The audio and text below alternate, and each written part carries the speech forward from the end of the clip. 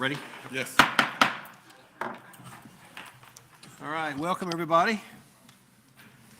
Good evening. Today is Monday, October 9th. I'd like to call this regular city commission meeting to order. If I could get a roll call from our city clerk, Vanessa Castillo, please. Yes, sir. Commissioner Mercer? Here. Commissioner Yates? Here. Mayor Pro Tem Birdsong? Here. And Mayor Dantzler. Here. Thank you, Vanessa. Our invocation tonight will be led by Pastor George Gasperin from Christ Community Church, and our Pledge of Allegiance will be led by Vanessa Castillo, our city clerk. Please stand if able.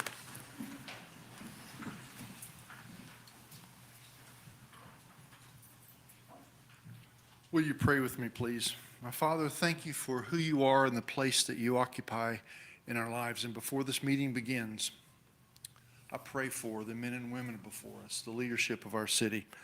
I pray that you would grant them wisdom. I can imagine that many of their decisions are not cut and dried and straightforward, and they need your mind. I pray that you would give them patience as they deal with so many people and so many different viewpoints. And I pray that you would give them compassion. Remind them that the figures and the notes on the pages represent real, honest-to-goodness lives. Lord, shine your favor on them tonight, I pray, in Jesus' name. Amen.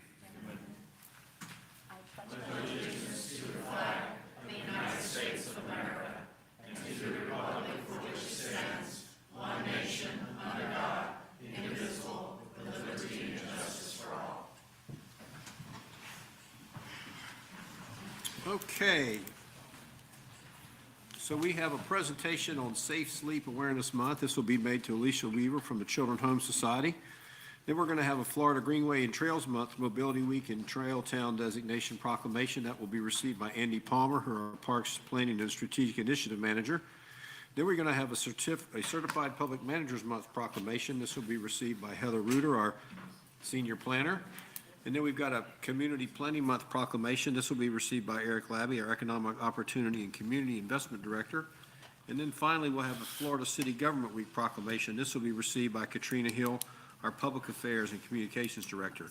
I'm going to ask my commissioners to all join me down here in front. I ask the city manager to read these proclamations for us, please, one after another. Thank you, Mr. Mayor and Commissioners. I'm actually going to tag team this evening with the Deputy City Manager, so we will rotate back and forth so we can make it through a whole meeting without losing our voices. Our first proclamation this evening is for Safe Sleep Awareness Month. If there's a representative that would come forward for that, thank you very much. Our proclamation reads as follows. Whereas sudden unexpected infant death, or SUID, is heartbreaking and can happen in any family regardless of income, education, or community. And whereas SUID is one of the leading causes of death in infants ages 0 to 364 days and is often associated with preventable unsafe infant sleep practices and environments. And whereas research shows that a child's brain grows rapidly during safe sleep. And whereas babies should always be put to sleep on their backs, alone in their own crib or bassinet with no bumpers, pillows, quilts, comforters, or other soft surfaces in the crib. And whereas moms and dads should not share beds with their babies, and anyone under the influence of drugs, alcohol, or smoking should not be resting with the baby. And whereas local and national agencies such as Children's Home Society, Florida Department of Health, and Polk County Healthy Start Coalition, Winter Haven Women's Hospital, Safe Kids Suncoast Coalition, and their partnering agencies educate Polk County residents on safe sleep practices. And whereas the City of Winter Haven recognizes that infant unsafe sleeping is a public health issue in Winter Haven and across the country, and together we can help by ensuring any person caring for a baby is using safe sleep practices. Now therefore, Bradley T. Dantzler, Mayor of the City of Winter Haven, does hereby proclaim the month of October 2023 as Safe Sleep Awareness Month in the City of Winter Haven, and extends their continued support for the efforts of local agencies to promote safe sleep practices in Polk County. In witness whereof, he has hereunto set his hand and caused the seal of the City of Winter Haven, Florida to be affixed this 9th day of October 2023. Signed, Bradley T. Dantzler, Mayor. Attest to Vanessa Castillo, City Clerk.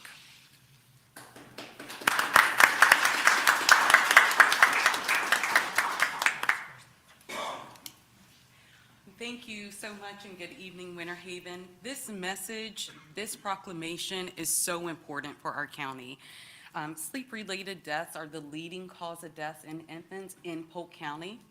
And in 2021, Florida Charts data has confirmed that 15 infant deaths were due to unsafe sleep practices. And that number is extremely, extremely alarming because sleep-related deaths are 100% preventable, especially for following the rules, right? Babies should be placed alone in their crib, on their backs. There should be no bumpers, no pillows, no loose bedding, or other soft surfaces such as stuffed animals in the crib with the baby. Caregivers responsible for the baby should not be under the influence of alcohol, tobacco, or other drugs. Caregivers should never share the beds with the babies. And if you are a caregiver, we hope that you all will remember the ABCs of safe sleep, and that is that the baby sleeps alone, on their back, and in their own crib for nap and nap time. Polk County recognizes that this is a serious but preventable issue, so together we can ensure that all caregivers have the appropriate education and resources for safe sleep practices.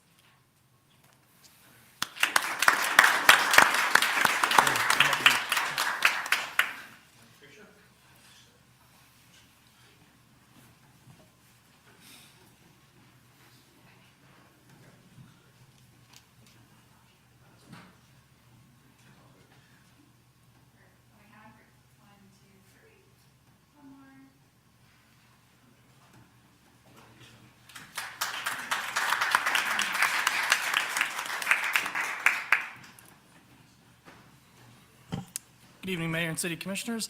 Next up is the Florida Greenways and Trails Month, Mobility Week, and Trail Town designations. And Andy Palmer, our Parks and Recreation Planning and Strategic Initiatives Manager, will be accepting. Whereas Greenways and Trails provide Florida and Winter Haven residents and visitors of all ages and abilities with year-round access to a wide variety of free health and fitness opportunities and encourage use of alternative, energy-saving forms of transportation. And whereas Winter Haven provides over 14 miles of trails and connections in and around our city. And whereas community-based partnerships are essential to the success of Winter Haven's and Florida's trail system, and many public and private organizations are actively involved with projects that are connecting Florida communities with greenways and trails. And whereas Winter Haven supports additional local and regional expansion of our multimodal transportation system, which brings benefits in the forms of economic health, alternative transportation, and connection to our communities. And whereas Winter Haven has just been designated as a trail town by the Florida Greenways and Trails Council, and whereas along with the Florida Department of Transportation, Winter Haven will also be celebrating Florida Mobility Week, October 27, 2023 through November 4th, 2023. And whereas Mobility Week celebrates our many different transportation choices, transportation alternatives, and safety. And whereas celebrating Greenways and Trails Month and Mobility Week are just a few examples of why Winter Haven and Florida are such great places to live, work, and play. Now, therefore, Bradley T. Dantzler, Mayor of the City of Winter Haven, does hereby extend greetings and best wishes to all observing October 2023 as Florida Greenways and Trails Month, Mobility Week, and Trail Town designation in the City of Winter Haven, and encourages all citizens to learn about our transportation options and enjoy our local, county, state greenways and trails. In witness whereof, he has hereunto set his hand and caused the seal of the City of Winter Haven, Florida, to be affixed this 9th day of October 2023.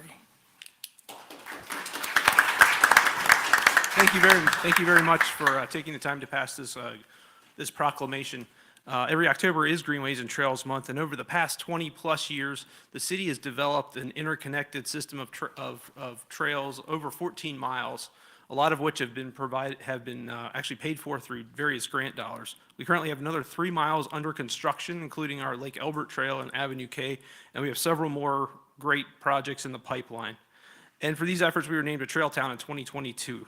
And we're very proud of that designation as we're the only trail town in Polk County. We're proud to be celebrating Greenways and Trails Month in partnership with the Polk TPO Bike Shop and State.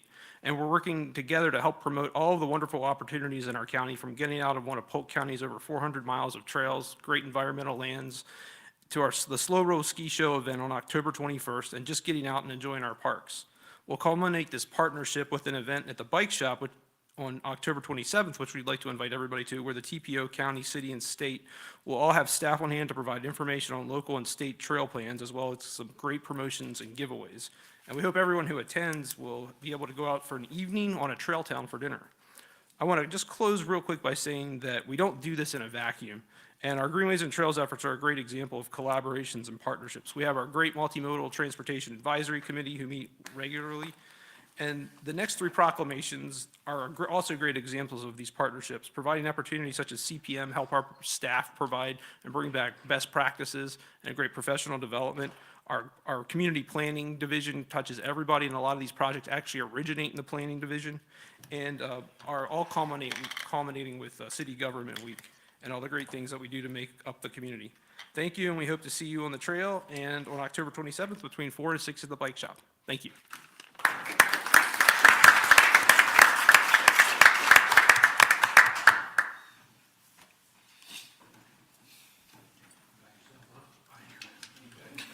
Andy's in charge this week.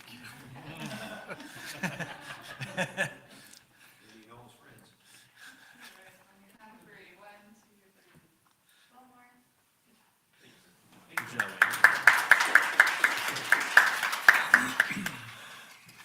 Our next proclamation this evening, I ask Heather Reuter, our senior planner, to come forward to the podium. It's a proclamation for Certified Public Manager Month. Whereas the quality and efficiency of management and government have a major impact on the orderly functioning of services to society and the lives of residents of our communities. And whereas a public manager certification contributes to maintaining and improving the effectiveness and professionalism of government managers. And whereas certified public managers participate in leadership decision-making, organizational research, and management training while enhancing their knowledge of public policy. And whereas upholding public trust through high standards of ethical responsibility, certified public managers perform their duties with honesty and fairness while setting an example of professionalism. And whereas certified public managers provide rational leadership demonstrating vision and competence in the professional management of public policies and services. And whereas the City of Winter Haven recognizes certified public managers for facilitating positive changes and enhancing the delivery of public services through improved communication and collaboration among public entities.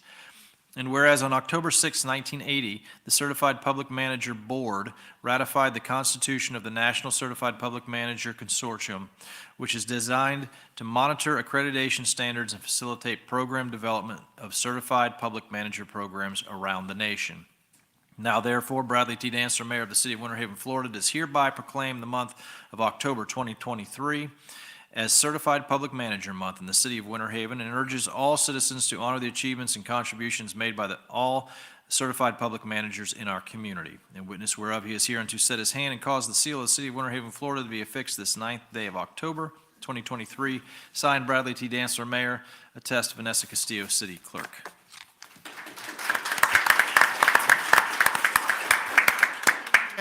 I stand here before you as the president of our local Heart of Florida chapter for the Florida Society of Certified Public Managers.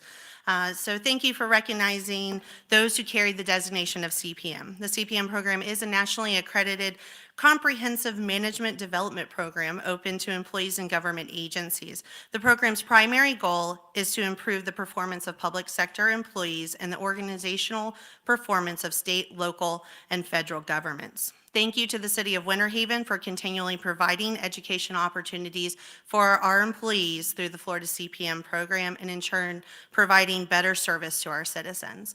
I would ask that any CPM designated members join me for the photo, please.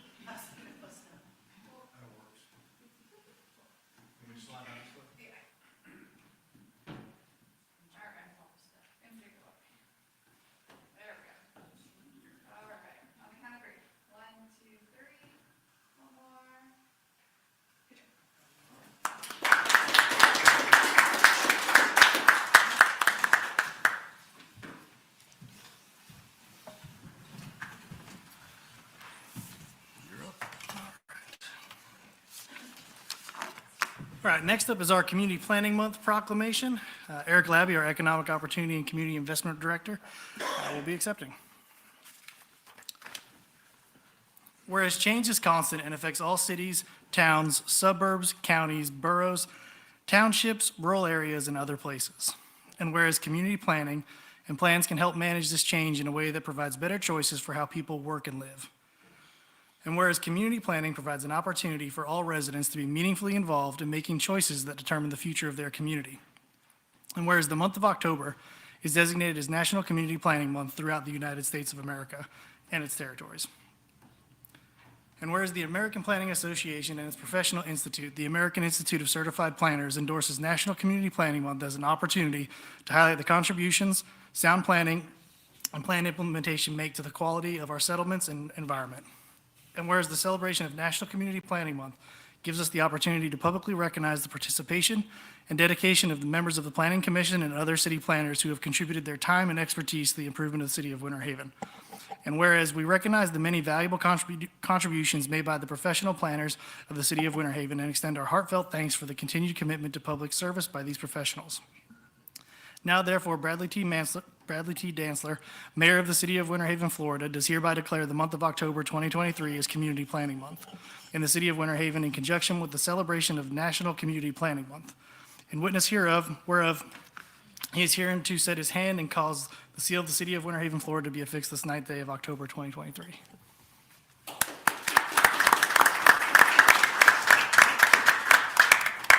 So community planning, I am blessed to be the director of a big, long title, Economic Opportunity and Community Investment for the City of Winter Haven in the time that we are in. I think that we have great opportunity as planners and as professionals to really shape the future of Winter Haven. And I feel just very blessed to be part of the team.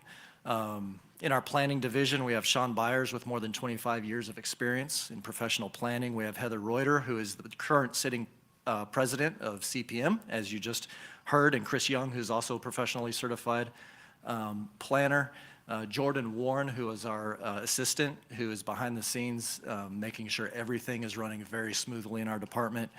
And as Andy indicated before, we don't do this in a vacuum. We have the dedicated members of the Planning Commission who show up every month to review cases and make recommendations to the City Commission. Commissioner Yates sits as the liaison for that group. We work with all of the city departments. We collaborate with Public Works, Winter Haven Water, Public Safety, City Attorney's Office, Finance, all the departments, Parks and Rec, on trails and complete street projects and projects out at the airport. We have other community partners like the Winter Haven EDC, Main Street, the Chamber, FDOT and FAA out at the airport. And it's all a collaborative effort to be part of the future of the city of Winter Haven. And I just want to thank everybody who's participated. Thank you.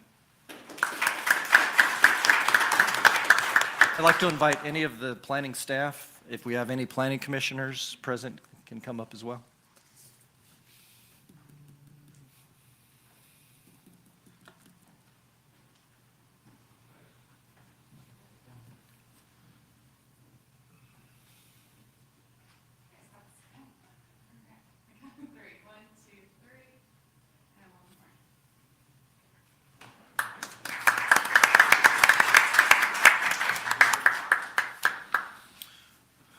Mayor and Commissioners, members of the audience, our final proclamation this evening is for Florida City Government Week. I ask Katrina Hill, the Director of Public Affairs and Communication, to take to the podium while I read the proclamation.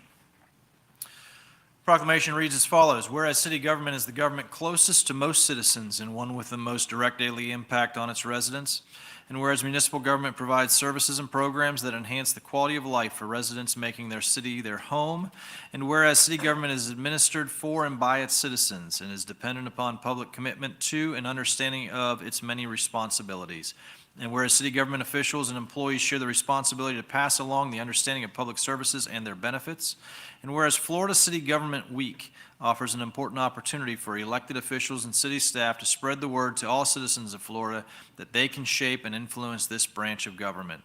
And whereas the Florida League of Cities and its member cities have joined together to teach citizens about municipal government through a variety of activities.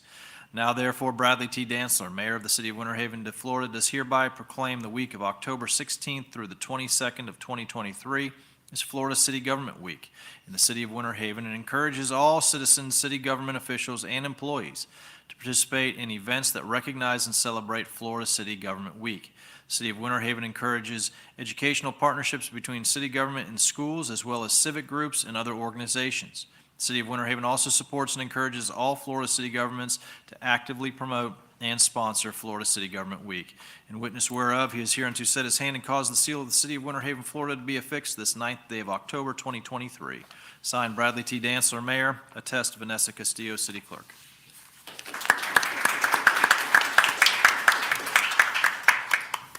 So this week is really about the city as a whole, and we're really excited to celebrate city government and kind of invite our citizens in to learn more about what we do.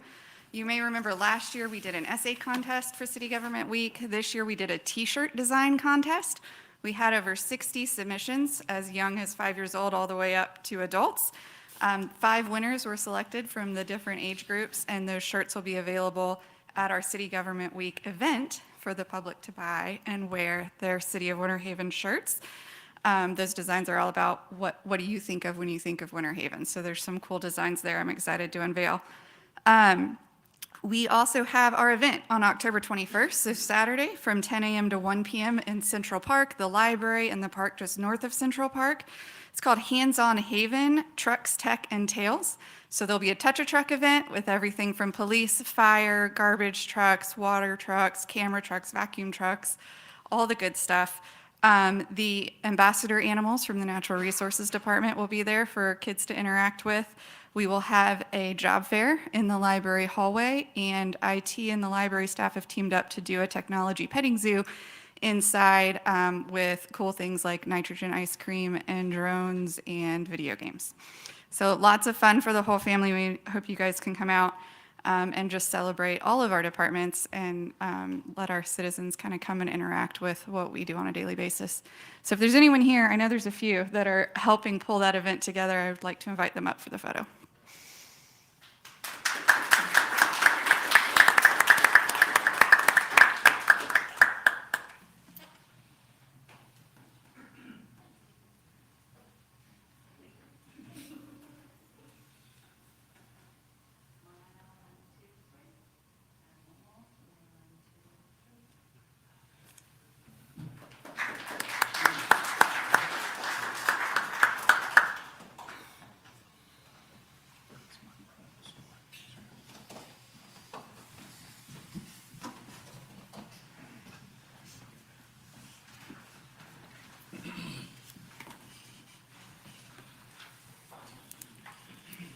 Okay, developments of note, we have none.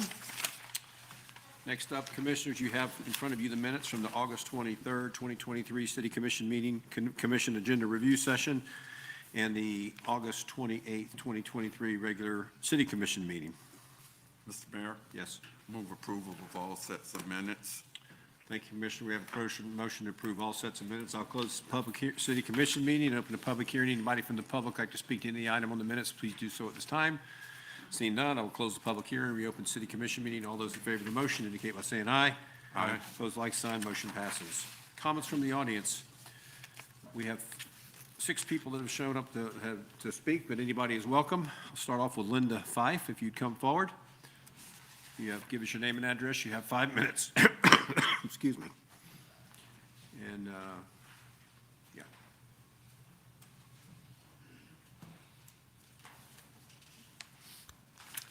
Good evening. My name is Linda Fife. I live at 3691 Plymouth Drive, Winter Haven, the community of traditions. First and foremost, I would like to thank each and every one of you that serve on our city commission. My friends from around the state and the country say Winter Haven, what a great place to live. You all have worked together to bring Winter Haven to the forefront of things that are happening in Florida. The healthcare, the new hospital going up out on Cypress Gardens Boulevard, the parks, the theater, the field house, the downtown development, what great things are happening. Housing. I came to you several years ago as part of the Polk Ecumenical Action Council for Empowerment, talking about housing. And boy, do we have housing going up here in Winter Haven. In the southeast section of the city where I live, Thompson Nursery Road, Cypress Gardens, boy, there's an apartment every place you turn and you look. And all I'm going to ask you today is to stop and smell the roses and see what's going on as we move forward. Certainly, as I have said on Planning Commission, at Planning Commission meetings the last couple of years, we noticed that the trend throughout our city is, especially in the southeast section, is to move from what was zoned originally as single-family housing to multiple family housing, those apartment buildings. I was at a city planning commission meeting last week that there were several places in those communities that were at one time, 5-6 years ago, listed for assisted living facilities. And somebody said, wow, assisted living facilities, oh, they're already done for multiple use. So all of them got changed over to multifamily, from assisted living to multifamily.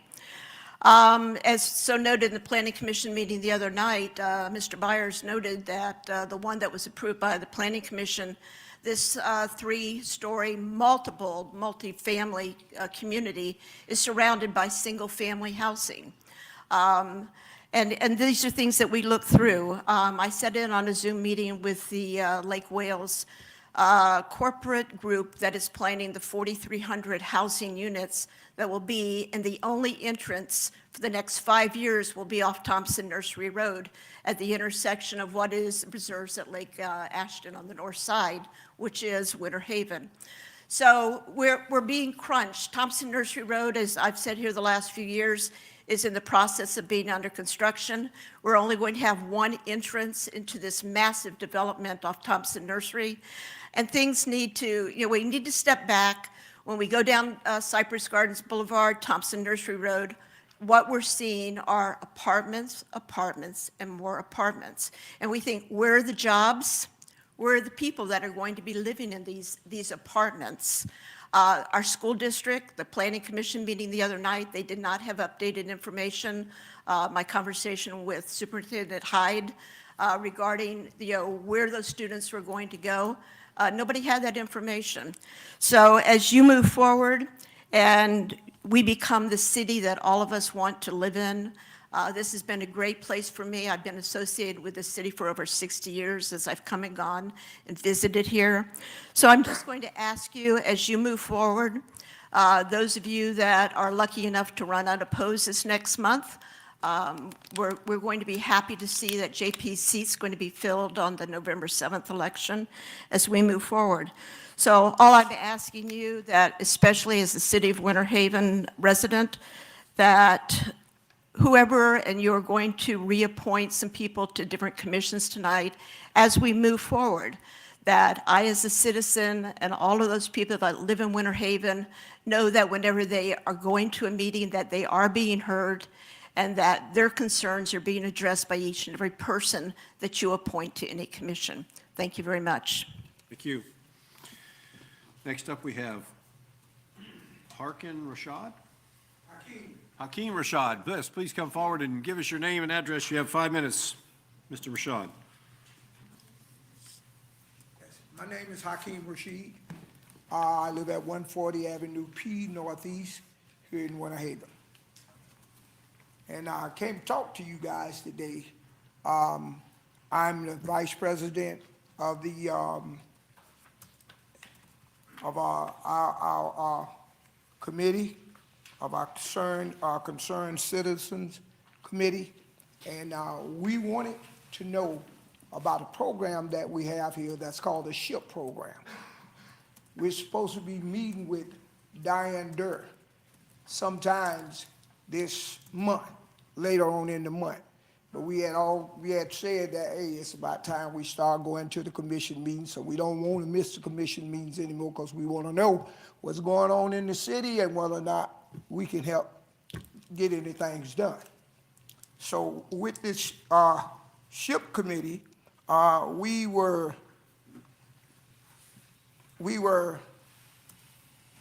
wondering about this committee, and we wanted to know how much money are we getting in this committee, whether or not this committee is serving the area that we live in Florence Villa. We hadn't seen anything. We've seen a lot of stuff being done uptown up here, and like the young lady was saying there, a lot of things we're doing in their being done in their community. There's a lot of apartments and things are being built, and we need them in our community because we don't have a lot of them. We got some being built right there going up on First Street. I think it's about 88 apartments.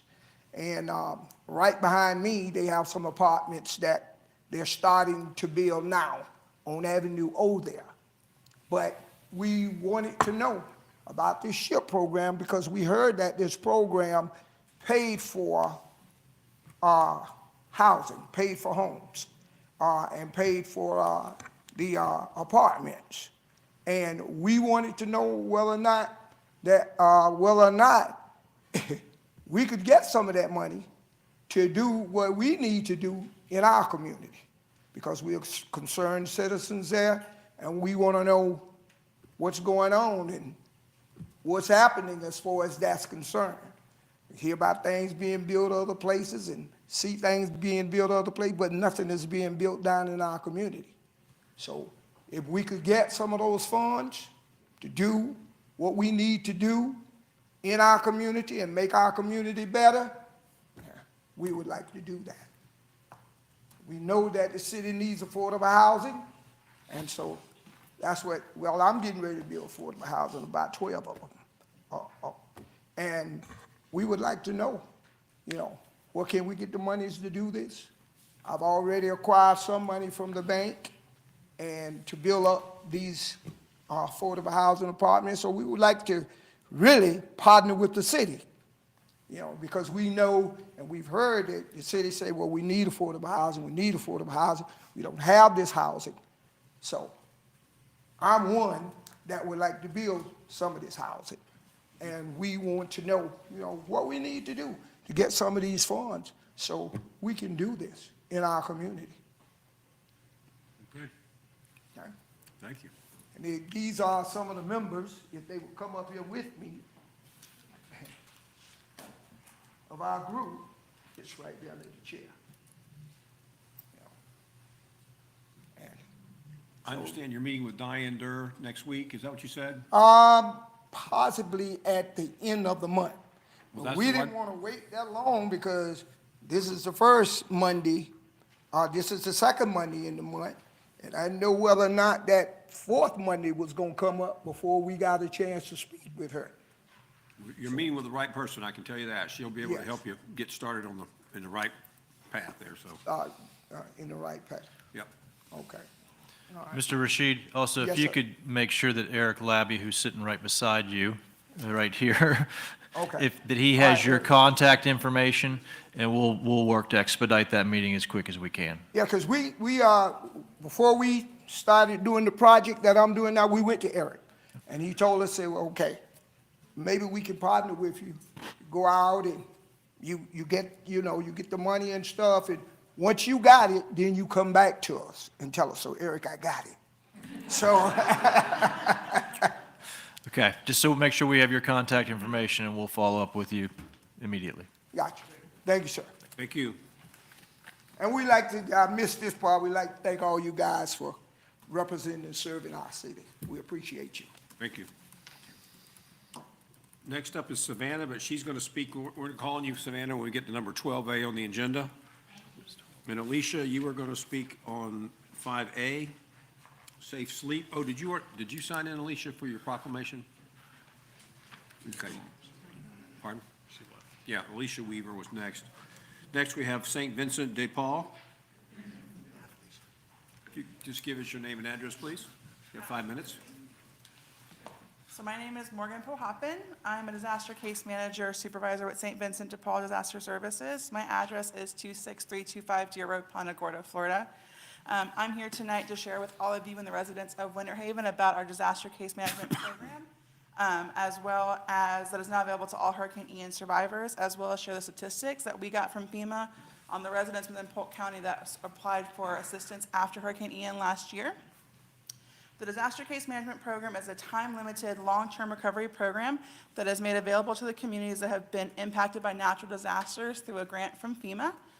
This program strives to provide personalized support to each survivor based upon their recovery goals and needs. This is achieved by pairing each survivor that applies to the program with a disaster case manager who will walk alongside them in completing those recovery goals and needs. Their disaster case manager will also advocate, encourage, and provide them with local programs to help complete those goals that they set. We received from FEMA statistics that show that there are 63,353 households within Polk County that registered for assistance after Hurricane Ian. Out of these households, 1,109 are emergent needs, which means that these individuals or families are currently homeless, living in shelters or their vehicles. 11,475 of these individuals or families are living in short-term solutions, which means they're living in temporary rentals, hotels, or with families temporarily. The remaining households are living in their current residence from before the storm or in FEMA trailers. Thank you so much for giving me this opportunity to share about our program that is now available to all residents within Winter Haven as well as Polk County, and also the information from FEMA that we have received. My team and I look forward to being able to help advocate, support, and provide assistance to Hurricane Ian survivors and their long-term recovery goals. Polk County and Winter Haven. Thank Can I you. ask a question, Mr. Mayor, if I may? Yes. So if we are contacted by individuals that have a need for case management, you have information you can leave with us that we can get to? We If do. you would give that to Katrina Hill right here, I just want to make sure we have that. Absolutely. Thank you so much. You're welcome. Thank you all so much. Okay. Next up, we have Earl Pearsall. He came up. Did he already come up? Did Earl leave? No, he's here. Earl, you're up. He's already come up, I think. He came up with the concerned citizen. Oh, okay. You don't, Unless he- Good evening, how y'all doing? give us your name and address, please, if you don't mind. Address 1005 Wesley Hamilton Drive, Winter Haven, Florida. I'm with the partner right here, the Winter Haven Group Committee right here. Okay. So thank you. All right, thank you, Earl. I didn't mean to call you up, but sorry about that. Anybody else would like to speak? Please come forward. Okay, on to ordinance second reading, public hearing. This is item 9A on your agenda. This is a O2341 request by R.R. Heath Investments LLC. City Attorney, would you read by title only, please? Thank you, Mr. Mayor. Ordinance number O-23-41, and ordinance amending ordinance 23-25, the 2035 Winter Haven Comprehensive Plan, 2035 Future Land Use Map Series by revising the Future Land Use Map Series by assigning neighborhood support future land use to one annexed parcel, repealing all ordinances in conflict herewith, providing for the administrative correction of scrivener's errors, providing for severability, and providing an effective date. General location, 1100 Eloise Loop Road. The area covered by this request is 1.04 plus or minus acres. Thank you. Thank you. City Manager. Thank you, Mayor and Commissioners. R.R. Heath Investments LLC requests city assign neighborhood support, which is formerly the commercial future land use and commercial highway C3 zoning district, to an annexed parcel at 1100 Eloise Loop Road consisting of 1.04 plus or minus acres, which was annexed into the city on May 22nd, 2023. Petitioner proposes to develop the property with personal storage.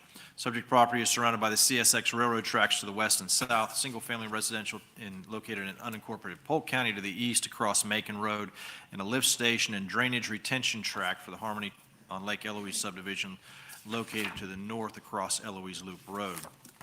Based on 1.04 acres, the maximum potential square footage under the proposed neighborhood support future land use would be 11,326 square feet. Based upon the table that's shown within your fact sheet, supporting water, sewer, and transportation infrastructure contains sufficient capacity to support the request. However, a final concurrency determination shall be made at the time the property receives site plan approval and is developed. All public notification requirements for this request has been met.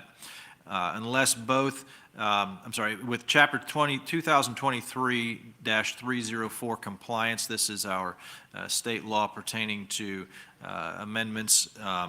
There is a provision within that provides an exemption, and staff has reviewed the proposed comprehensive plan amendment and zoning map amendment and determined it to fall within the limited exception of Section 14 of Chapter 2023-304 Laws of Florida.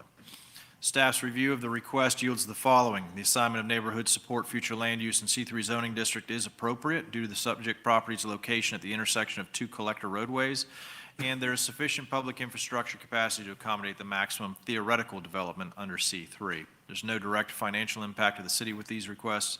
The Planning Commission heard this on August 1st, 2023 at their regular meeting and voted to recommend approval. 2 members of the public spoke with concerns related to flooding issues in the area, traffic, and access to the property. Staff recommends City Commission approve ordinance O23-41 on second and final reading. Thank you. Commissioners? Commissioners? Mr. Mayor, Yes. motion to approve ordinance O-23-41 on second reading. Thank you. We have a motion to approve O2341. I'll close city commission meeting, open a public hearing. Anybody from the public like to speak to this item, please do so at this time. Seeing none, I'll close the public hearing, reopen city commission meeting. Commissioners, questions or comments? All those in favor of the motion indicate by saying aye. Aye. Opposed, like sign, motion passes. O2342 is a request by R. Heath Investments LLC to assign C3 zoning. City Attorney, would you read by title only, please? Thank you, Mr. Mayor. Ordinance number O-23-42, an ordinance amending Chapter 21 of the Code of Ordinances of the City of Winter Haven, Florida by assigning Commercial Highway C3 zoning district to an NX parcel, repealing all ordinances in conflict herewith, providing for the administrative correction of scrivener's errors, providing for severability, and providing an effective date. General location, 1100 Eloise Loop Road. The area covered by this request is 1.04 plus or minus acres. Thank you. Thank you. City Manager? Mayor and Commissioners, this is a companion ordinance that deals with the zoning. Okay. Commissioners? Mr. Mayor, Yep. motion to approve ordinance O-23-42 on second reading. Thank you. We have a motion to approve O2342. I'll close city commission meeting, open a public hearing. Anybody from the public like to speak to this item, please do so at this time. Seeing none, I'll close the public hearing, reopen city commission meeting. All those in favor of the motion. Mr. Mayor, indicate- before y'all vote, I just wanted for the record to notate that both of these ordinances were intended to be adopted prior to October 1st, but they do not require a business impact estimate statement because they are within the exception that we discussed regarding that matter. And I wanted to put that out on the record. These ordinances did not include the whereas clauses that I will have suggesting staff add to those types of ordinances that do not require a business impact estimate Yes. statement. Thank you. Let the record show. Thank you. Okay, appreciate that, John. Anything else, Commissioners? All those in favor of the motion indicate by saying aye. Aye. Opposed, like sign, motion passes. Okay, O2343, this is a request by Carlton Properties to rezone a parcel from single-family R2. City Attorney, would you read by title only, please? Thank you, Mr. Mayor. Ordinance number O-23-43, an ordinance amending Chapter 21 of the Code of Ordinances of the City of Winter Haven, Florida by rezoning a parcel from single-family residential small lot R-2 zoning district to multifamily residential low-density R-3 zoning district, providing for the administrative correction of scrivener's errors, repealing all ordinances in conflict herewith, providing for severability, and providing an effective date. General location, 3257 Old Eagle Lake Road. The area covered by this request is 21.68 plus or minus acres. Thank you. Thank you. City Attorney or City Manager? Honorable Mayor and City Commissioners, Carlton Properties LLC requests City rezone a parcel from single-family residential small lot R2 zoning district to multifamily residential low-density R3 zoning. This is approximately 21.6 acres. The current R2 zoning was assigned to the property in 2022 following its annexation into the city. Petitioner seeking the R3 zoning in order to develop the approximately 187 townhouse units on the property. However, based on the maximum density of 10 units per acre permitted under the R3 zoning, a maximum of 217 units could potentially be developed on the property. This represents an increase of 109 units over the maximum number of units potentially developed under the current R2 zoning. The request increases the overall permitted development intensity on the subject property. Within your fact sheet, you have tables that show the difference or the difference between the R2 maximum development potential and the R3 maximum development potential, and then what is available for potable water, sanitary sewer, and transportation. The petitioner's request results in an increase in potable water and wastewater demands and a slight reduction in potential peak hour trips accessing the surrounding roadway network. At this time, sufficient potable water, wastewater, roadway capacity is available to support the maximum potential development of the subject property under the requested zoning designation. Based on the maximum potential for up to 217 units, up to 42 elementary, 10 middle, and 15 high school seats may be required if the site is developed with multifamily. The petitioner's proposed 187 multifamily residential units will likely result in fewer students attending public schools from this property. With respect to Chapter 2023-304, Florida laws, staff has reviewed the proposed zoning map amendment and determined it to fall within the limited exception of Section 14 of the laws of Florida. The application for the proposed zoning amendment was filed by Carlton Properties LLC, a private party, and the parcel subject to the proposed zoning map amendment is privately owned by Carlton Properties LLC, therefore allowing for that exemption. I'll steal a line from the city attorney and say that with respect to the business impact statement, it is not required for this item and therefore is not included within. Staff's conclusion yields the following. The requested R3 zoning will serve as a transition between single-family uses located to the north and west of the property and the higher intensity uses located along US Highway 17 corridor, as well as an active railroad track located adjacent to Old Eagle Lake Road. The R3 zoning district is consistent with the intensity of the Garden Mobile Village Manufactured Home Park, which is located northeast of the subject property. The R3 zoning is consistent with neighborhood suburban future land use assigned to the property. There is a typo in this final bullet. This result will result in increased utility demands. At this time, the petitioner's request will not result in supporting utility or roadway facilities falling below the adopted level of services. There is a notation in there that there would be an increase in students attending public schools. There actually will be a decrease in the number of students attending public schools from this property. There's no direct financial impact to the city with this request. The Planning Commission heard this on August 1st and voted to recommend approval. There were no public comments. Staff recommends City Commission approve ordinance 02343 on second and final reading. Thank you. Thank you. Commissioners? Mr. Mayor, Yes. move approval of ordinance 02343, second reading, public hearing. Thank you. We have a motion to approve 02343. I'll close the city commission meeting, open a public hearing. Anybody from the public like to speak to this item, please do so at this time. Seeing none, I will close the public hearing, reopen city commission meeting. Commissioners, any questions or comments? John, I got a quick question for you and for T. You guys are both quick to point out this was prior to October 1. What's going to happen after October 1? What's it going to look like for us up here, or for Well, you? with, you talking about with the business impact statements, so on properties that are required, or ordinance changes that will require to have a business impact statement, staff will coordinate that as part of the fact sheet, and it will be denoted within the fact sheet. So where you have a background and a financial statement and conclusion headings within there, you'll also have a business impact estimated, factored within that. So in theory, it'll be more work on the staff. In theory, yes. In reality, we'll just add that to the fact sheet, and it won't mean a whole lot more to us the way our daily course of business. Right, and so I'll give you an example. We had brought forward at our last meeting the change in our alcohol permit, and that will come back to you on October 23rd, I think, is our next date. We actually wrote into that, even though it wasn't required for that, a business impact estimate statement, so you can see what that looks like. But it will require more time of staff, and I think that's going to vary based upon what the issue at hand may be. It could be as quick as, 30 minutes more into a fact sheet. It could take quite a bit more research, but we'll address those as they come forward. If we could read Eric's bubble right now, he's saying it's not 30 minutes. Well, you may recall, Mayor, we did that policy, you all adopted the policy that Yeah. was recommended, and that sort of helps codify, or it helps Yeah, I remember. encapsulate so the public knows what we're doing, and that it's specific to Winter Haven when we do it, and when we have to do it, and when we don't have Right. to do it, so. Well, I think we've been doing a good job. It's unfortunate you guys got to work a little bit harder, but, appreciate you doing that, so. Well, if it's any consolation, in about a year's time, all this reference to the state law related to hurricane improvements will hopefully fall off. Yeah. And we won't have to have that part. Right, okay. All right, all those in favor of the motion indicate by saying aye. Aye. Opposed, like sign, motion passes. 02343, this is a request by Telescope Group LLC to assign neighborhood suburban future land use. City Attorney, would you read by title only, please? Thank you, Mr. Mayor. Ordinance number O-23-44, an ordinance amending ordinance 23-25, the 2035 Winter Haven Comprehensive Plan 2035 Future Land Use Map Series by revising the Future Land Use Map Series by assigning neighborhood suburban future land use to one annex parcel.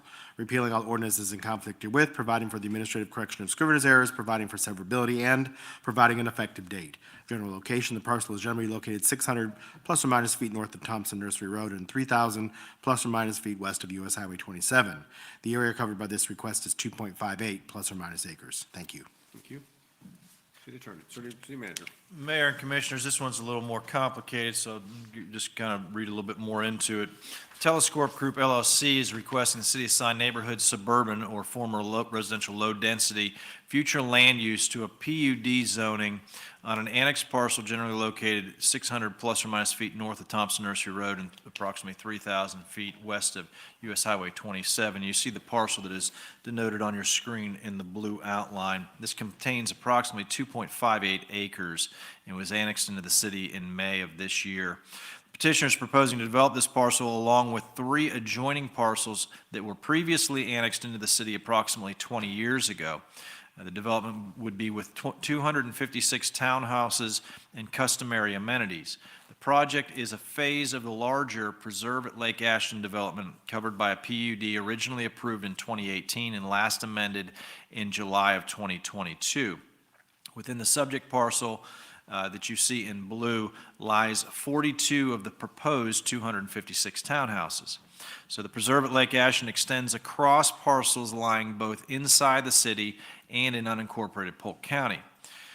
Given development of the subject parcel has been previously contemplated on the concept plan, although under Polk County's jurisdiction, staff proposes to simply extend our existing PUD and provisions contained in Ordinance O-2239 from the surrounding parcels onto this subject parcel.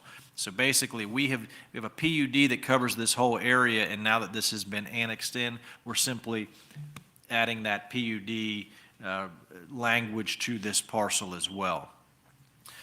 This development has been previously contemplated on the parcel in accordance with overall Preserve at Lake Ashton development.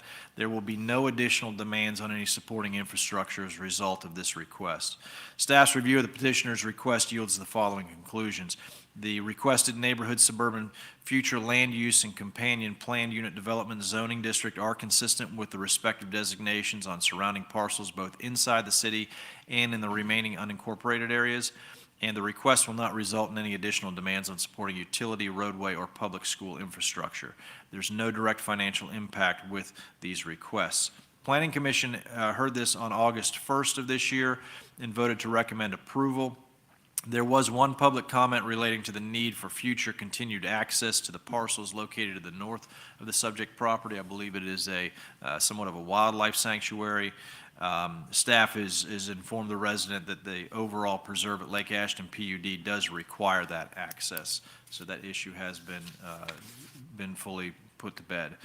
With respect to Chapter 2023-304 compliance, staff has reviewed the future land use map and zoning map amendments and determined them to fall within the limited exception to Section 14 of Chapter 2023-304 Laws of Florida. Staff recommends City Commission approve Ordinance O-2344 on second and final reading. Thank you. Thank you. Commissioners? Yes. I move for approval of 23-44 with public hearing. Thank you. We have a motion to approve O-2344. I'll close the City Commission meeting, open the public hearing. Anybody from the public like to speak to this item, please do so at this time. Seeing none, I'll close the public hearing, reopen City Commission meeting. Mr. Mayor, Commission, this is the same thing with both ordinance O-2344 as well as O-2345. Business impact estimate they're exempt for these particular types of Thank you, John. ordinances. Thank you. Okay. All those in favor indicate by saying aye. Aye. Opposed, like sign. Motion passes. O-2345, request by Telescorp. City Attorney, would you read by title only, please? Thank you, Mr. Mayor. Ordinance number O-23-45, an ordinance amending Chapter 21 of the Code of Ordinances of the City of Winter Haven, Florida by assigning Plan Unit Development, PUD zoning district to an annexed parcel, repealing all ordinances in conflict herewith, providing for the administrative correction of scrivener's errors, providing for severability, and providing an effective date. General location, the parcel is generally located 600 plus or minus feet north of Thompson Nursery Road and 3,000 plus or minus feet west of US Highway 27. The area covered by this request is 2.58 plus or minus acres. Thank you. Thank you. City Manager. I'm going to be city attorney before the night's One of over. these I'm days. convinced. My head will get my head out of the fog sooner or later. That's okay, Mr. Mayor. Mayor and Commissioners, this is the companion ordinance that deals with zoning, which is PUD. Thank you. Commissioners? Mr. Mayor, Yes. move approval of O 2345, second reading, public hearing. Thank you. We have a motion to approve O 2345. Close the city commission meeting, open a public hearing. Anybody want to speak to this, please do so at this time. Seeing none, I'll close the public hearing, reopen city commission meeting. All those in favor of the motion indicate by saying aye. Aye. Opposed, like sign, motion passes. All right, Commissioners, you have in front of you consent agenda. Mr. Mayor, Yes, motion to approve consent agenda as a whole. thank you. We have a motion to approve the consent agenda as a whole. I will close city commission meeting and open the public hearing. Anybody from the public like to speak to any item on the consent agenda, please do so at this time. Seeing none, I will close the public hearing, reopen city commission meeting. Commissioners, any questions or comments on any item on the consent agenda? All those in favor of the motion indicate by saying aye. Aye. Opposed, like sign, motion passes. Next, we have ordinance first reading. This is a request by KRPC Willowbrook LLC to establish a Willowbrook Community Development District. I meant to say we have no resolutions. Now we're on ordinance's first reading. So, City Attorney, would you read by title only, please? Thank you, Mr. Mayor. Ordinance number O-23-58, an ordinance of the City of Winter Haven, Florida, establishing the Willowbrook Community Development District pursuant to Chapter 190 Florida statutes, naming the district, describing the external boundaries of the district, describing the functions and powers of the district, designating 5 persons to serve as the initial members of the district's Board of Supervisors, providing notice of requirements, providing for the administrative correction of scrivener's errors, a severability clause, and providing an effective date. General location, the area covered by this request is generally located north of Martin Luther King Boulevard Northeast, southeast of State Road 544, east of Lake Smart and Willowbrook Golf Course, and west of Lake Fanny. The area covered by this request is 132.944 plus or minus acres. Thank you. Thank you. City Manager. Mr. Mayor, I'm going to have the Deputy City Manager present this one. Okay. Mayor and City Commissioners, KRPC Willowbrook LLC has filed a petition with the city requesting to establish the Willowbrook Community Development District as permitted by Chapter 190 of Florida statutes. The CDD consists of approximately 132.94 acres and is generally located south of Lucerne Park Road, west of Lake Fanny, and north of Martin Luther King Boulevard Northeast. 666 lots are envisioned within the boundaries. The Willowbrook CDD will consist of a 5-member board of supervisors having the authority to oversee the installation of infrastructure improvements, secure financing, and levy non-ad valorem special assessments. The petitioner indicates the total infrastructure costs are estimated at $30,274,423 and will be financed through non-ad valorem revenue bonds. The state of Florida, Polk County, and the city of Winter Haven will not incur any costs related to the establishment of the CDD, nor will any debts incurred by the CDD become debts of the city, county, or state. The CDD will not have any effect on the bonding capacity of the city, county, or state. Water, sewer, and reuse infrastructure within the Willowbrook CDD will be public. However, internal roadways, underground conduit, hardscaping, landscaping amenities, and stormwater and drainage infrastructure will be maintained by the CDD. In accordance with Florida statutes, the petitioner will publish public notice of this request for 4 consecutive weeks prior to the second hearing and public hearing of the ordinance scheduled for November 13th, 2023. There will be no direct financial impact to the city, and staff recommends the city commission move ordinance 023-58 to the second reading and public hearing scheduled for November 13th, 2023. Thank you, sir. Okay, Hannah Hancock, you signed up and wanted to speak in the beginning, but I held you off till now, so please come forward and give us your name and address. You have 5 minutes. Yes, Savannah Hancock, 2631 Lakeview Drive, Sebring, Florida. Just here on behalf of the petitioner, if there's any questions or concerns that the commission has, happy to answer them. Thank you, Hannah.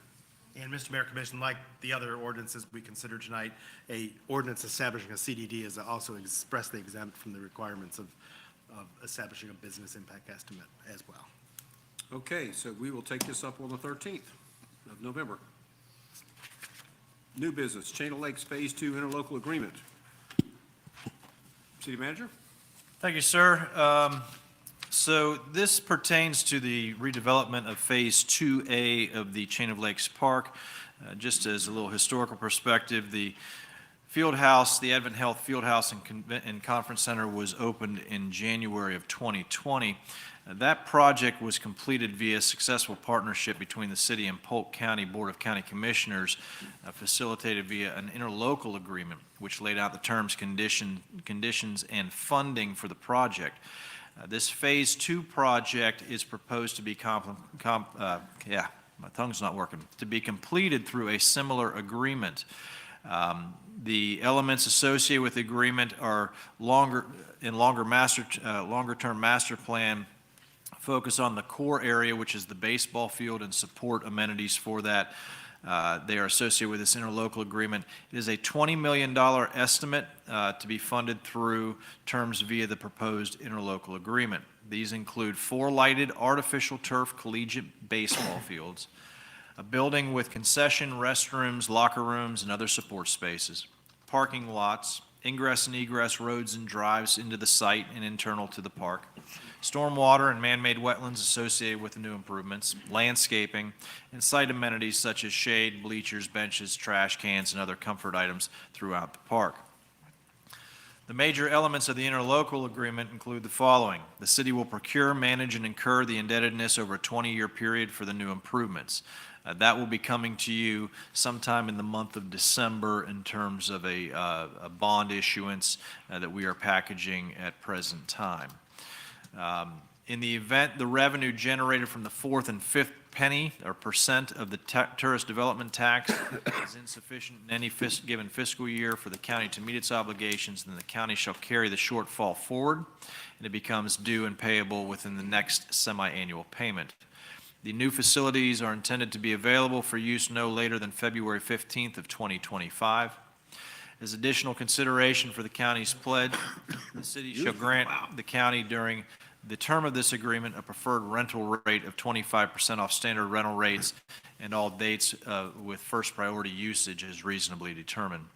The county and the city will share in any sponsorships related to the new facilities, and the agreement is contingent that the city secure the financing for the indebtedness before December 31st of 2023. This is a 20-year agreement.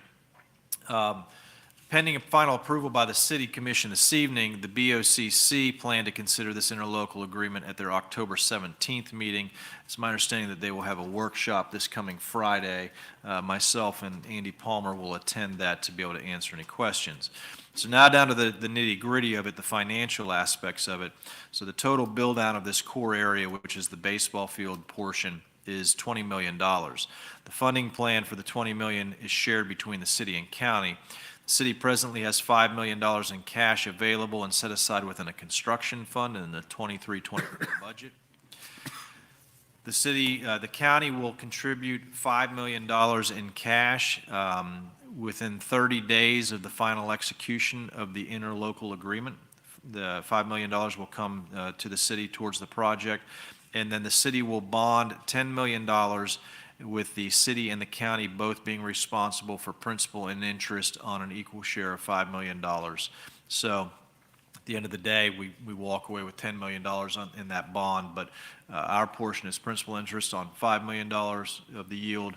The county has $5 million on principal and interest on the other $5 million. So it's almost identical to the program that we did for the Fieldhouse and Conference Center. There is an estimated bond debt amortization schedule that's attached within the interlocal agreement. Staff recommends the City Commission approve the agreement with Polk County Board of County Commissioners and authorize City Manager to take any other actions necessary in this matter. We did have a little further discussion on this during the workshop the other night. We have Dave Carter and Chris Kay, so Carter Kay Engineering, and I see Dave, I think, is here. I saw him, yes. They are our engineer of record. One of the items that we approved this evening under the consent agenda was the final design and construction documents and permitting for this project. So we are, ramping up to get this moving as quickly as we can. We have RADA Construction already was awarded via competitive process a construction manager at risk contract, and they are lined up to work side by side with Carter K on the design to value engineer as we go forward, so we can get this underway as quickly as possible. My anticipation is that pending the approval of the BOCC, we would move quickly, hopefully before the end of this calendar year, into demo of the site and commencing site work so that we can hit the ground running when it's time to start putting, new clay and stuff, or not clay because it's not going to have any clay, but new light poles and infrastructure and the like, that we're not going to be having to wait until we get a clean and clear site. So with that, I'll stand for any questions. And again, Mark Zimmerman, who's our counterpart with the Polk County Tourism and Sports Marketing, has been an absolute delight to work with through this process and has been with us since day one of the master planning. Is available to answer any questions you may have on behalf of the county. Is Mark here? Oh, there he is. I didn't see you back there, Mark. Anybody got any questions? I got a couple, but. No. Go ahead. How far out do you think before we start looking at the bond and moving forward with that? Well, we're in the process right now of looking at it. We've got some meetings scheduled this week, and I think that will come. Colleen, do you know when that's coming before the commission? December? Last meeting in November, second meeting in November. Do we have any idea of rates where they are coming in at yet? Yep. There'll be a pre-refunding though, right? We can refinance it, not have to hold it for 10 years, or do you know, or?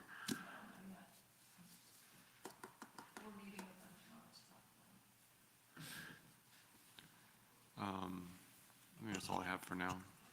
Do you got anything, Nat? I just want to ask, on the estimate funding, where that's internally generated, is that what y'all generated?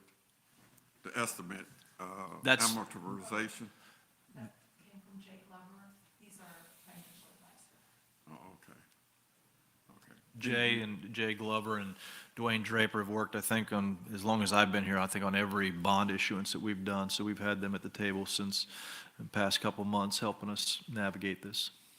And I don't think that we would be able to lower this bond rate once it's taken out. Likely not.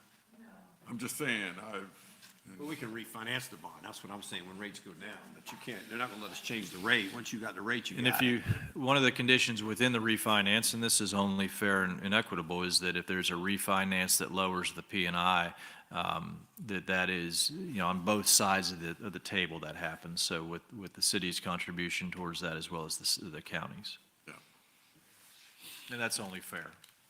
So my question is, I know we're contemplating a bond to finish Pollard Road and some other projects. Is this gonna be one bond for all that, or do they have to be separate bonds? Do you, we can mix them? That's what we're talking about. Okay. We can combine them, but we want to know the advantages of combining and keeping them separate. Is it just two projects that we're trying to maybe, or is there more than that? There's three. So Three, there's, okay. and these include our acquisition of the Bradco property.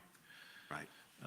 The Pollard Road Logistics Parkway Extension Project and this project.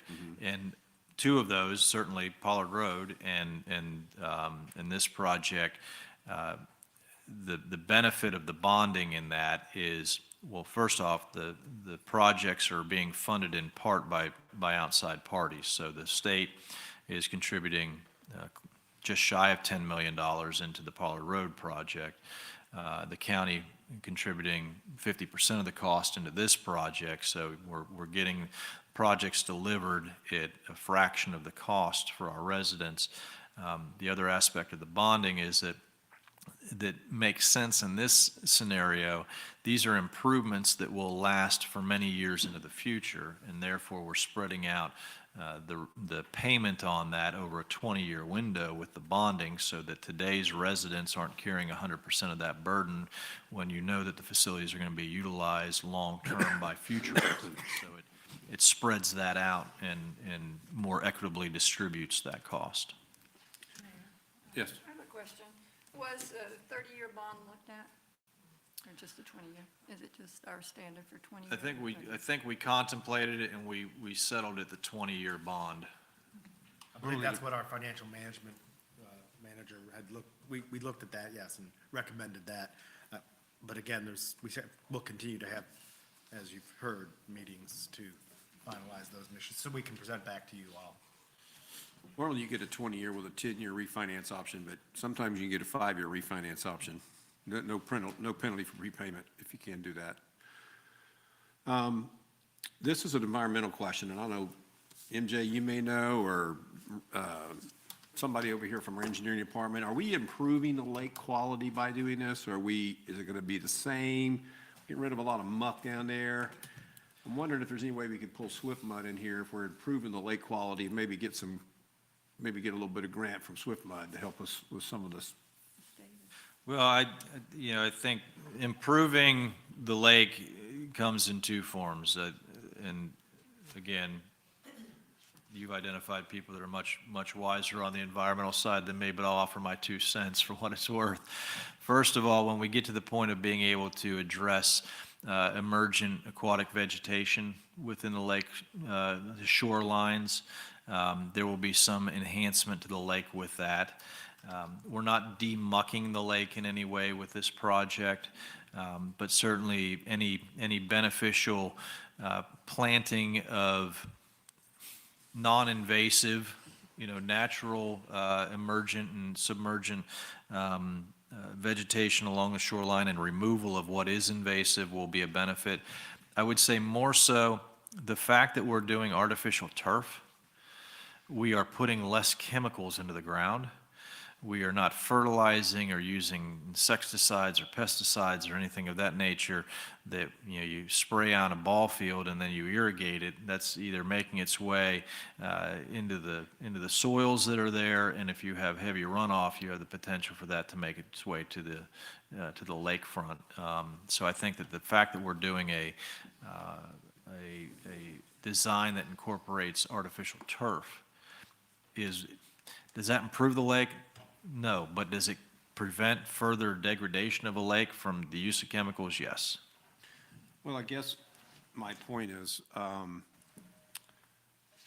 you're saying there's going to be no demucking down there at all? We're going to just build it on top of all that muck down there? Are we going to haul a bunch of that out of there? Dave, you want to come to the podium and offer your expertise here? When I say demucking, I'm talking about within the lake. That's where I mean, if we're going to activate that lakefront, which I know we want to do, we're going to have to get rid of some muck and some cattails. So go ahead, Dave. Hey, good evening, Mayor, Commissioners. Dave Carter, professional engineer, Carter K Engineering. It's not planned to do large-scale demucking down there, as I'm sure you're very well aware. The muck down there is very thick, and the way it acts, if you pull it out and there's muck in the area around where you just excavated, it just over time it just slides right back in. So unless you demuck a huge area, you're fighting Mother Nature. She's going to come back in on you. I wanted to respond to the question about improvements to the lake. There are direct discharges now of, I would say, nutrient-rich water into the lake that's occurring. It's just, it's a legacy pollutant that's occurring. So we'll be stopping that. We're also talking to Polk County Natural Resources. There's some pipes coming into the lake now that come off the DOT roadway. It's a direct discharge, very little treatment. And so we're talking to Natural Resources about incorporating some of that nutrient reduction for some of those waters as well. But to your question, Mayor, no large-scale demucking. We're not placing the facilities on land that has a lot of muck under it. That was part of the redesign that we did about a year or two ago, was we moved some of those ball fields that are currently sitting on 5, 10, 15, 20 feet of muck. We're moving them uphill to the better ground. And the low area where the muck does exist today will be stormwater retention in a natural area. And so we're kind of dealing with the muck as it's in the upland areas and then doing marginal effort around the lake shore in terms of demucking. But your intention, Dave, is to activate the lakefront where the citizens can enjoy Lake Lulu to some degree. I didn't mention that, but yes, as City Manager Starville said, the lakefront now is loaded with cattails, invasive species, and so we're going to do a program of removing most of that in the area where the project is and planting with Florida native species. So that will occur, and there's a water quality benefit to that as well. So my I know we passed last year, or maybe 2 years ago, a countywide ordinance for lands to, for environmentally sensitive lands to protect them. Would this qualify for any of that funding, do we think, or who do we ask to see if we can come up with some? Again, County Natural Resources is working with us on the project. They have some things they'd like to do down there, and I would assume if we can qualify, they would be aware of that, and so we'll be further coordinating with the county as we proceed with design. Well, one thing I've learned about that pool of money, you have to ask for it. We have to make the ask. Because it's there, there's, every time there's a real estate transaction, there's a little bit more money in that fund. So we just need to ask for that money. Yes, sir. So, okay. Yes, go ahead. Phase 3, how far out would you anticipate that from beginning? I don't know that I can give you a solid answer on that this evening. 20 years or less? No. I think that happens perhaps in bites as we go forward. When we look at where we have the 1 mil set aside for capital projects, that's estimated at about another $8 million to go into the rest of the improvements there. But I think that there's probably some more creative ways that we can do that through grant efforts and things of that nature, and taking specific amenities and tackling them one at a time if that helps us get it done more expeditiously. So I would say that I think as this one is underway, we're exploring, okay, how do we take the next piece of it, either in a smaller bite or in a bigger bite. But I think that I think it happens sooner than later, certainly. And the west fields that are west of the stadium, that is effectively Phase 3, but those would still be coming out. Yeah. So right now. All the site work would be done initially. Okay. So it's a fully clean site, because that's where the retention goes. Right. So it's more so the upper part of that is designed for parking. And in reality, we design it for a final, 100% build out. There is some benefit to breaking it up this way, because we see better how it's used before we make a significant investment in additional infrastructure that may not be what's the best thing at the end of the day. So if that grassed area can function just fine as the overflow parking when needed, okay, then you don't have to go back in and pave that and create new parking facilities. And then one other question on repurpose. The lights that are currently lighting the stadium, do those get trashed, or is there an opportunity there to light maybe the west side, or maybe the fields out towards Polk State College where there's no lighting currently? Is there an opportunity to reuse those lights that are currently at the stadium? I would say that the benefit of reusing those versus if there is a recycle value in them, that's probably the better option, given that those lights are probably close to as old as some of my staff. I didn't say me, but some of the staff. And the design technologies today, you wouldn't use that. You'd go to an LED that is an instant relight versus these that, if they go out, you're waiting 30 minutes for them to reheat. But there may be, other facilities outside of our own that have an interest in that, and that would be part of what we would coordinate with the CMAR team, is part of the value engineering. Hey, if there's a way you can recycle this material and get money back for it in some way, let's do that. I would think that'd certainly be the case with some bleachers. Yeah, I was thinking about the bleachers. Every park and field we have in Winter Haven ought to get a new bleacher, because there's plenty of them down there.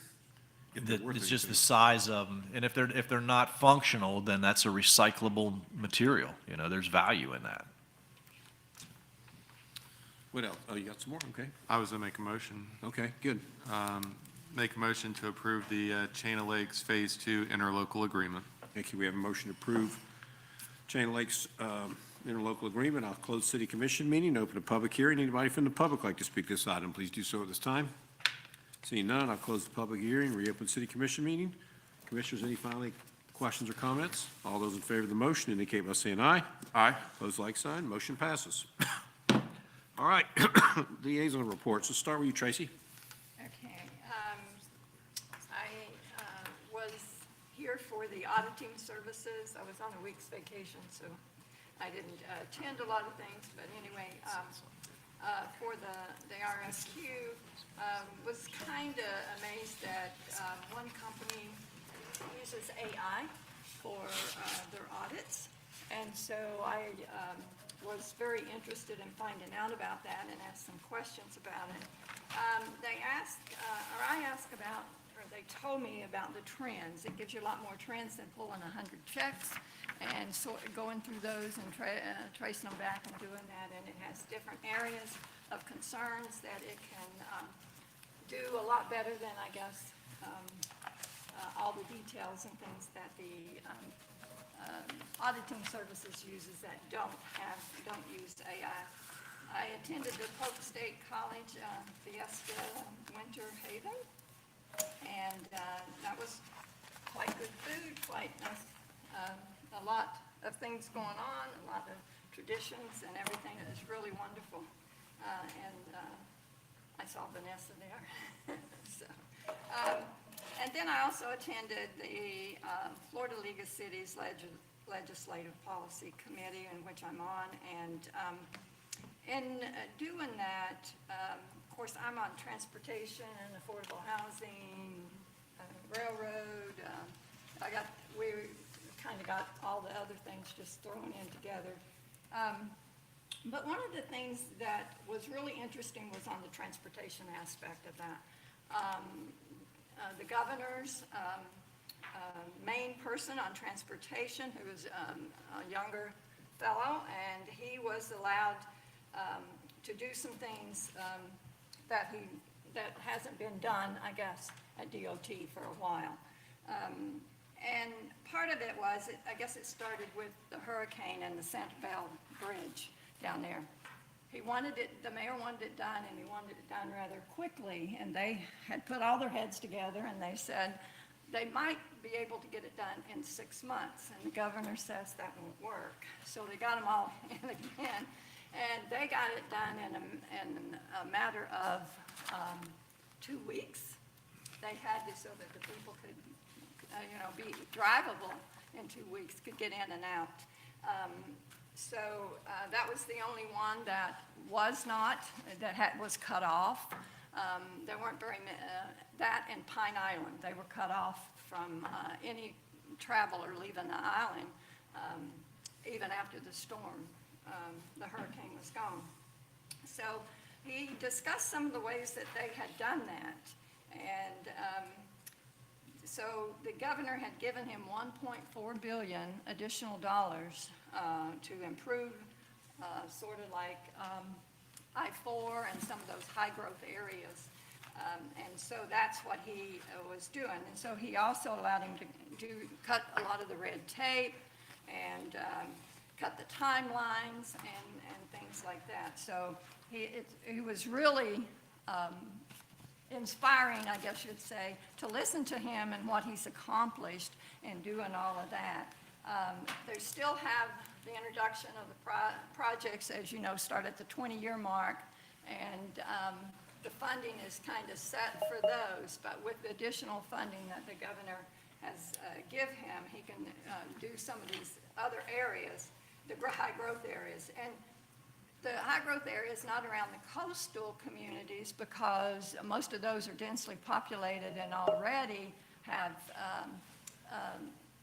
the roads and things. So they're not going to increase in that much population, so they're projecting it where the growth is going to go. So that's really interesting to do. And one of the things they want to do is be partnerships with communities. In that, they want to know what you're doing, so when they build their roads and things, that they can assist you and assist people that need those exits and things to get off and get on and move throughout the state. So, so that's so much for the committee. At Main Street, I did the Main Street Oktoberfest, and I also did the fire department open house, and the display they put on for the kids there is really terrific. I don't know if some of you have been there in the audience and that, but if you have kids and grandkids, it's really fantastic. They have the little coats and the boots and the hats that they can, and they take the fire extinguishers with water and they have them shoot at a house with windows so that they can learn to aim where they're going to do. So and then they have a meeting place. Usually it's the mailbox or somewhere outside of the home. And so they teach them that, and they also have the smokehouse and a lot of things. So it was really interesting. It was my first time of going. So I'm used to the fire department, but I wasn't, been around the fire department several years, many years ago. But so it was really educational, and especially for our youth. So that's all I have. Okay, Commissioner Yates. Yeah, a few things this evening. Attended the second class of City University for session 3, and just want to send kudos to Katrina for continuing to administer that program. I think that's a worthwhile program that we need to continue, and I hope that it only continues to grow for future classes. I think one thing that we maybe need to do is, before you can complain on social media, you have to take City U. I don't know if we can implement that or not, but I think there would be many that would have a much better understanding of what happens within the city of Winter Haven and how hard everyone works to make the wheels turn. But great job. Attended the food trucking fun event, where unfortunately we had a food truck cancel out that morning, which was unfortunate, but the team really pulled together and got some more food there for city staff and did an awesome job, and that was a fantastic event. I will say I had an opportunity to sit down with a few of Winter Haven's finest from the police department, and they taught me how to play blackjack and Texas Hold'em, and they cleaned my clock. So I don't know what that means, but anywho, it was only with dominoes, by the way. So we just played with dominoes. But that was a great event, and I know all city staff appreciated that greatly, I'm sure. I spoke to the Polk delegation on behalf of the commission, and kind of really just gave them our thanks and kudos to everything that they do for us up there in Tallahassee, and asked for their continued support on our ongoing projects. Attended the Planning Commission meeting. It looks like we're going to have one of the developments coming back before us again, that was just northeast of Lake Hart, and they've made a few adjustments there that they needed to run things back through. I've got some notes on that to discuss once that comes back before the commission, but I mean, it looks to be a continuation of a solid project out there. Coffee and Conversation, attended that with the chamber this past Friday. Chief Lester was the speaker from Polk County Sheriff's Department. He's our number 2 right behind Grady. And he did a fantastic job and really gave kudos to our police department and our city, and how well we work with the Sheriff's Department, and all the good things that come together for that to work well. And then finally, I attended the Florida League of Cities Finance and Taxation Committee meeting. One thing that was really interesting that they put forth was, and I felt like Bruce Lyons was there, because, I mean, they said, we've got all this stuff, but we can't tell you about it yet. But what they did was, or we can't use it yet, I guess, but they want us to comment on using it, so it's confusing, but it's a data collecting amongst all the municipalities in the state of Florida. So like when we go out there and, we post our millage rate in comparison to other cities around Polk County, or we go out there and we collect the data for health insurance, or how much we pay a police chief, or those kind of things. They're collecting that from around the state.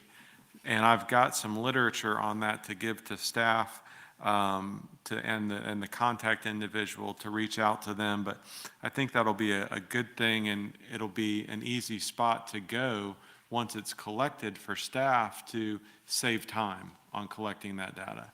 So you, again, want to go out, HR needs to see how much do we need to offer the police, a new police officer, a new police chief, that'll be out there. And so that'll be a good thing. So I'll give that data to staff and let you guys reach out and see if you can get the secrets out of them, because I couldn't do it. But with that, that's all I've got. Okay, thank you. I'll be quick. I attended the Meals on Wheels fundraiser Saturday night over at Norma Hall, and our city manager, T. Michael, did a great job. I don't know how much money you raised, but he is a natural auctioneer, as well as Raised a lot. Yeah, over 6 figures. Well over 6 figures. And T would not give up. He was auctioning off nights with Grady Judd and beaches at the weekends at the beach, and he was not gonna let people off the hook till they paid up, so. Did a good job, so. Don't have any friends left. Meals on Wheels is such a good organization. They raise a lot of money, so.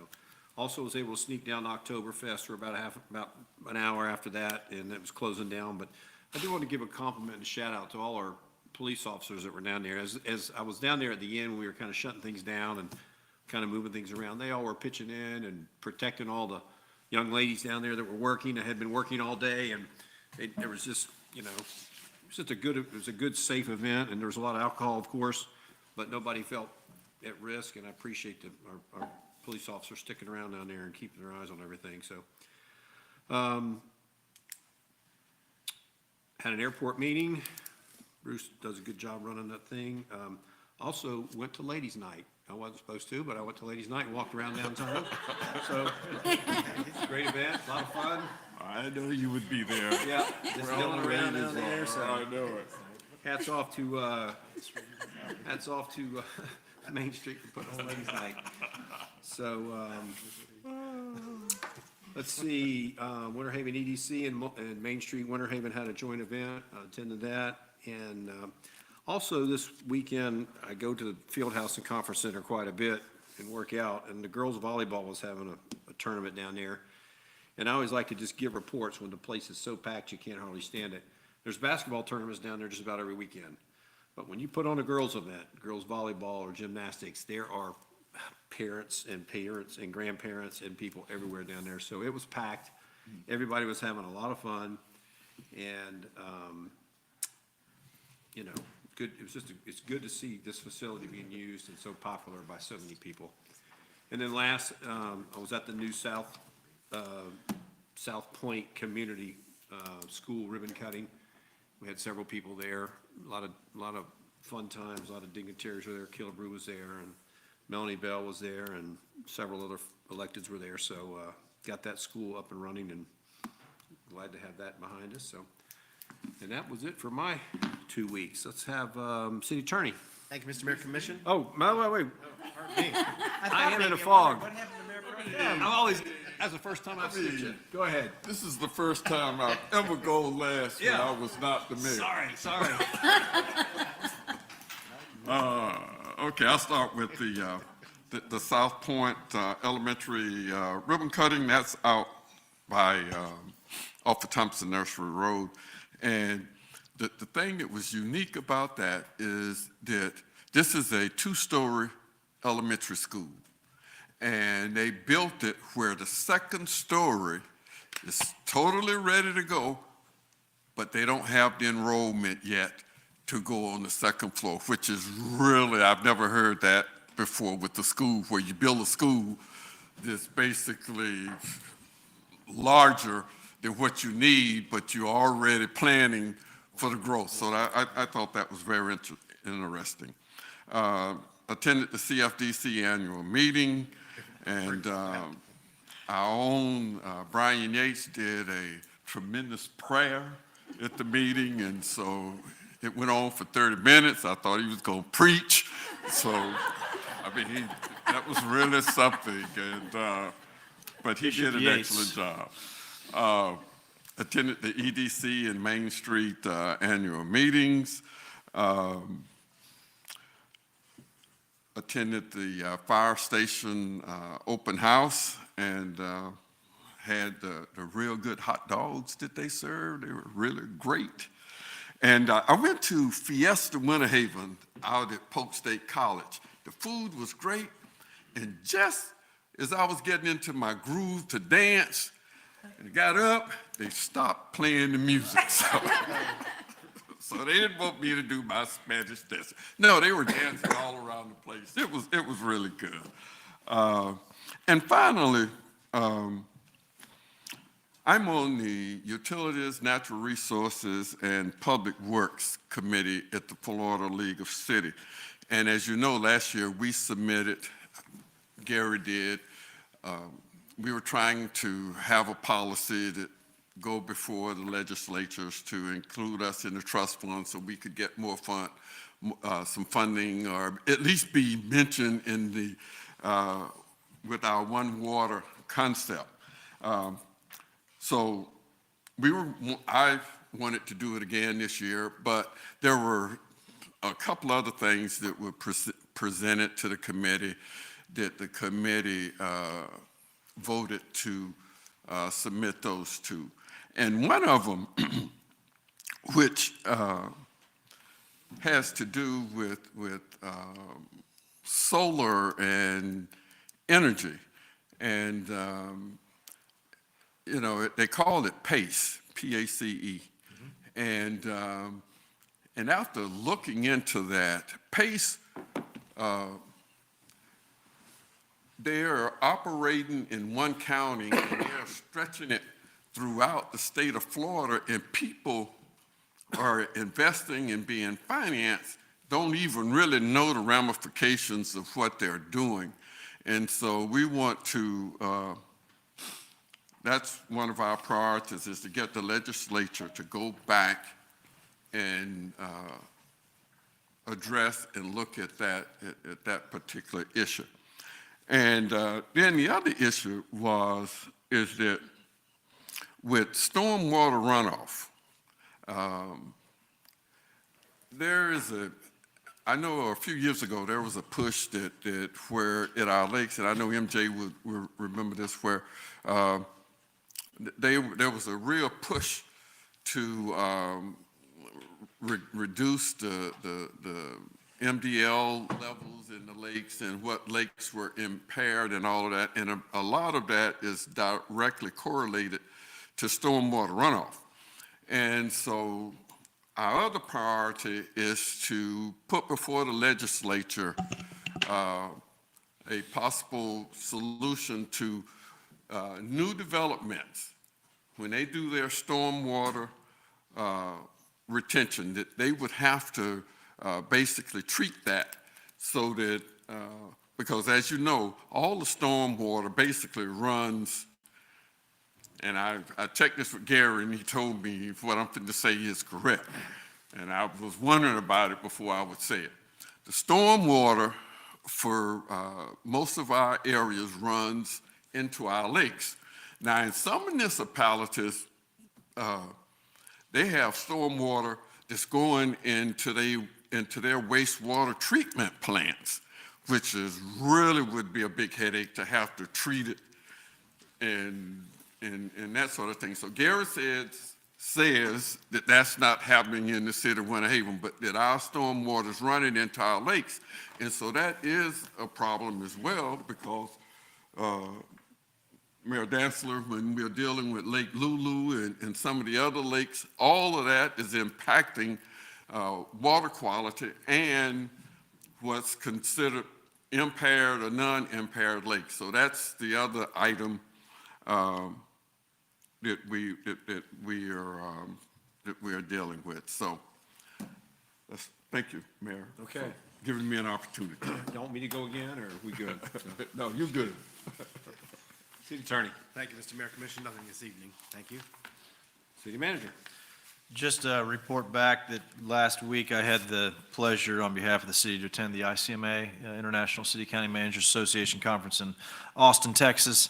Saw a lot of great sessions there. I think I'd communicated with the mayor on a couple things that pertain to some homeless strategies and just a great opportunity. Again, Winter Haven was one of the municipalities that was highlighted within that through the ICMA TV program, and I think Katrina Hill now has access to those videos that we'll be sharing out to folks of how ICMA documented their time here in Winter Haven. The mayor and Mayor Pro Tem were both participants in that, but I just want to thank the commission for the opportunity to attend that. Very meaningful. Thank you. Good deal. Also, one last thing, this Thursday, and I'll ask AJ if you would go to the podium and offer any thoughts on our Ridge League of Cities for this Thursday, any direction that the commission needs for that? We good. Surprise! Oh. Toastmasters. Thanks, boss. Mayor and city commissioners, as you know, this Thursday's the Ridge League of Cities dinner. We have 240 guests joining us at Nora Mayo Hall. Doors will open at 6 p.m. Those of you that can join us, please be there. I know that Commissioner Yates is going to deliver welcoming comments, and Mayor Pro Tem Birdsong is going to deliver the invocation for the program for the evening. The topic of conversation will be water issues around the Ridge League. And Bobby Green has done a great job of liaising with Gary Hubbard and our water department, and we have some great speakers to speak to that subject. So we hope you can join us and have a great evening. You see how he took the invocation responsibilities away from me like that? Come on, Pastor Yates. So it is harvest in the Haven evening, so put on your best denim and your boots and your flannel and come out and enjoy a nice evening. No goats this year. Commissioner Mercer had a reminder. Remind everyone to bring their toy that they're supposed to bring. Yes, and it is a Toys for Tots collection evening, so unwrapped gift for a young boy or girl. Okay, Deputy City Manager.